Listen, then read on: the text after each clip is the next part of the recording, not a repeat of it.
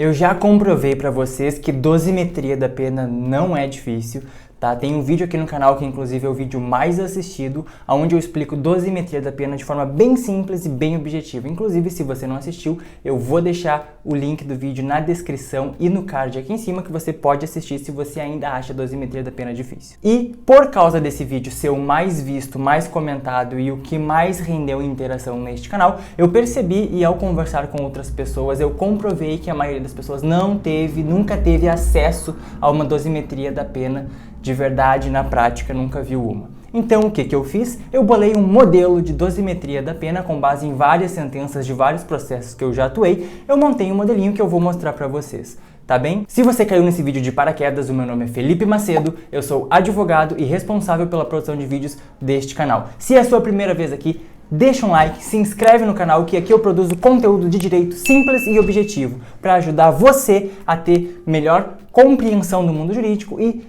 do seu desenvolvimento pessoal e profissional. Então não perde tempo, se inscreve para acompanhar os próximos vídeos que são semanalmente todo sábado e deixa um like para que eu entenda que o meu trabalho está sendo bem feito e para que ele possa chegar a mais pessoas, tá bem? Então vamos agora para a tela do meu computador para ver na prática como é a dosimetria da pena. Vem! Então, gente, eu tenho aqui um modelinho de sentença onde eu fiz da forma mais didática e objetiva possível para você que nunca viu uma sentença crime, uma sentença condenatória com dosimetria da pena. Então, eu montei aqui uma dosimetria da pena que eu vou mostrar para vocês agora, mas vamos por partes, tá? Primeira coisa, eu montei isso aqui com base em diversas sentenças de diversos processos que eu já atuei. Eu peguei as partes mais didáticas de cada uma e montei uma sentença aqui para vocês entenderem. Uma sentença inteira não, né? Só a parte da dosimetria da pena, que é o que está aqui embaixo.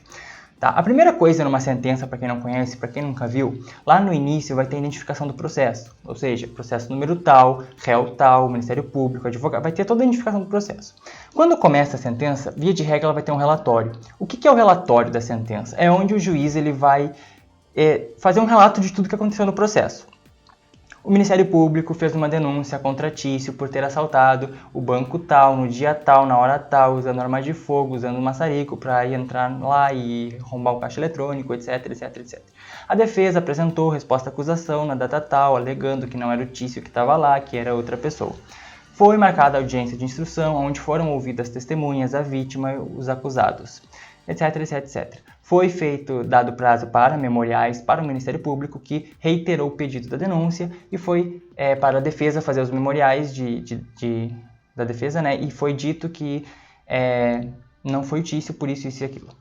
Vieram conclusos para a sentença, este é o relatório. E aí passa ao mérito. No mérito, o juiz vai dizer o porquê condena ou o porquê absolve. Aqui nesse exemplo fictício de um assalto, tá? De um roubo, foi condenado. Aí o juiz vai dizer, Tício foi em curso no 157 por ter feito isso, naquele banco tal, blá, blá, blá. Ele vai dar toda a razão, toda a fundamentação dele para condenar. Uma vez condenado, ele vai ter que fazer a dosimetria da pena. Que a dosimetria da pena ela tem aquelas três fases. A primeira fase, a segunda fase e a terceira fase, que eu já expliquei naquele vídeo, que é o mais acessado do canal, como eu falei, onde eu digo que dosimetria da pena não é difícil e eu mostro o porquê não é difícil. Ela é bem simples, tá? Ela é tão simples que pessoas não acreditaram que ela era simples, e muita gente no comentário está dizendo que entendeu, coisa que nunca conseguiu entender na faculdade. E por ver que pessoas têm dificuldade com dosimetria da pena, que eu trouxe esse modelo aqui no meu computador para vocês verem. Tá? Se vocês não assistiram, se vocês não sabem, não entenderam dosimetria da pena, assistam aquele vídeo e depois voltem para ver essa parte aqui. Tá? Vamos lá. A primeira coisa é a primeira fase da dosimetria da pena. Tá? Ela tem três fases. A primeira fase são as circunstâncias judiciais, a segunda fase são as atenuantes e agravantes, e a terceira fase são as majorantes e minorantes. Então vamos lá. Após o réu ter sido condenado lá no mérito, o juiz vai dizer o porquê ele foi condenado, passa-se a dosimetria da pena. Então vamos lá. Réu Tício, primeiro fato. Primeiro fato por quê? Porque um processo crime ele pode ter vários fatos. Pode ser o primeiro fato roubo, o segundo fato homicídio, o terceiro fato associação criminosa, etc, etc, etc. No caso aqui só vai ter um fato, tá? Primeiro fato roubo. Primeira fase da dosimetria. O que o juiz vai fazer na primeira fase da dosimetria da pena? Ele vai fazer o seguinte. Olha lá. A culpabilidade compreendida com o grau de reprobabilidade da conduta não exacerba o ordinário. O motivo foi o lucro fácil, é um roubo, né? Que é inerente ao tipo penal. As circunstâncias não são dignas de nota. As consequências foram significativas considerando que o dinheiro não foi recuperado. Não há elementos para aferição da personalidade e da conduta social do acusado. O réu não registra maus antecedentes, o comportamento da vítima não contribuiu para a eclosão do evento criminoso, assim, balizados os parâmetros do artigo 59, caput do Código Penal, fixo a pena base em 4 anos de reclusão, o mínimo legal por não haver vetor desfavorável. O que aconteceu aqui? O roubo ele tem uma pena mínima de 4 anos. Então, na fixação da pena base, na primeira fase, que eu explico isso direitinho lá no outro vídeo, a fixação não pode ser abaixo do mínimo legal. E aqui nessa primeira fase, nesse exemplo, não tem nada desfavorável, nada contra o réu. Então a pena tem que ser no mínimo legal, que no caso do roubo é 4 anos. Aí ele vai passar para a segunda fase, que é a fase das atenuantes e das agravantes. Ausentes causas agravantes e atenuantes, mantendo-se a pena provisória em 4 anos de reclusão. Ou seja, aqui nessa aqui, o réu ele não tem nenhuma causa agravante, nenhuma causa atenuante. As agravantes são aquelas que estão no artigo 61 e 62 do Código Penal e as atenuantes no 65 e 66. Se não me engano é essa a ordem, pode ser o contrário, mas é nesses artigos aí. Por exemplo, se o réu fosse menor de 21 anos, teria uma atenuante genérica, diminuiria um pouco a pena. As agravantes, ele cometeu o roubo, não sei o que lá, do artigo 62, aumenta a pena. A vítima era maior de 70 anos, aumenta a pena, agravante. Enfim, ele é o mandante, aumenta a pena. Seria na segunda fase, onde são as agravantes e atenuantes, tá? Nesse caso aqui não tem nenhum, para não dificultar a somatória aqui, senão eu me perco porque eu não sou bom em matemática. Já na terceira fase, onde são as majorantes e minorantes, presente a majorante do inciso 2 do parágrafo 2º do artigo 157 do Código Penal, que é concurso de agentes, quando tem mais de uma pessoa, elevo a reprimenda em 1/3, o que corresponde a 1 ano e 4 meses. Ou seja, aqui, por ter concurso de agente no assalto, o juiz fez o quê?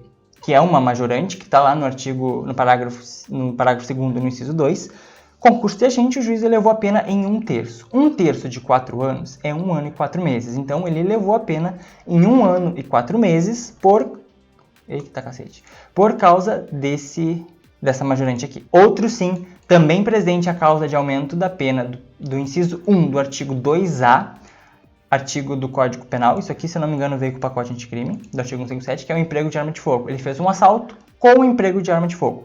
Exaspera a pena em 2/3. O que é exasperar a pena? É aumentar a pena.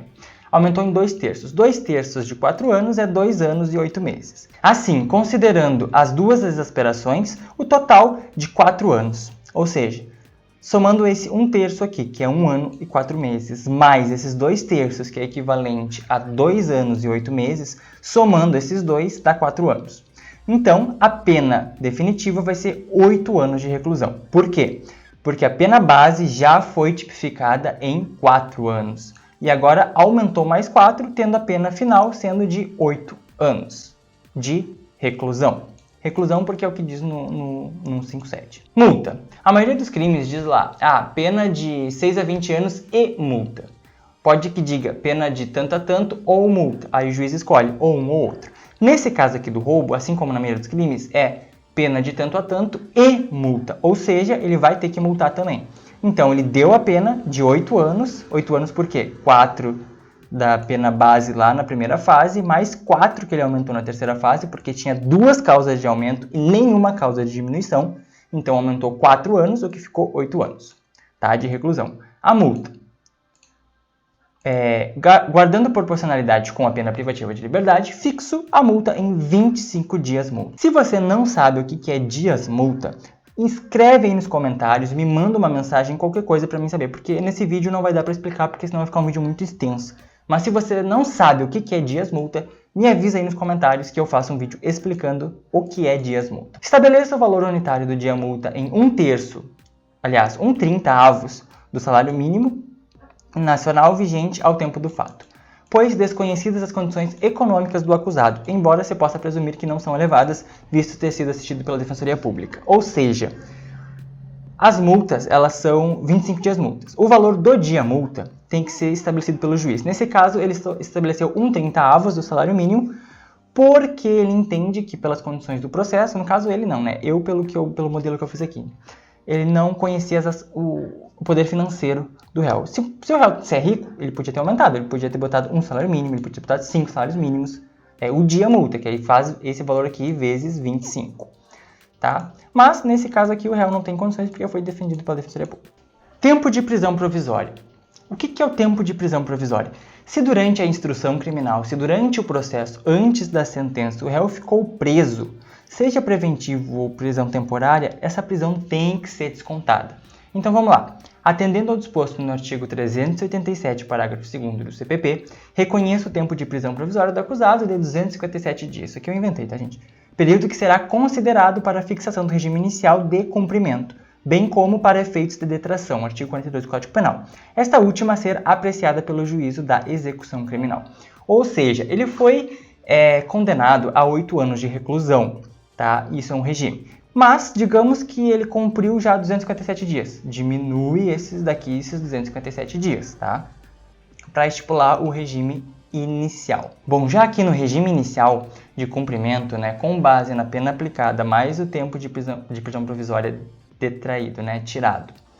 Considerando o quantum de pena aplicada e já computado o período da prisão provisória, estabeleço o regime fechado como sendo o inicial para cumprimento da reprimenda a rigor do disposto no artigo 33, parágrafo 2º alineado do Código Penal, que é onde diz que a pena de reclusão vai ser em regime inicial fechado.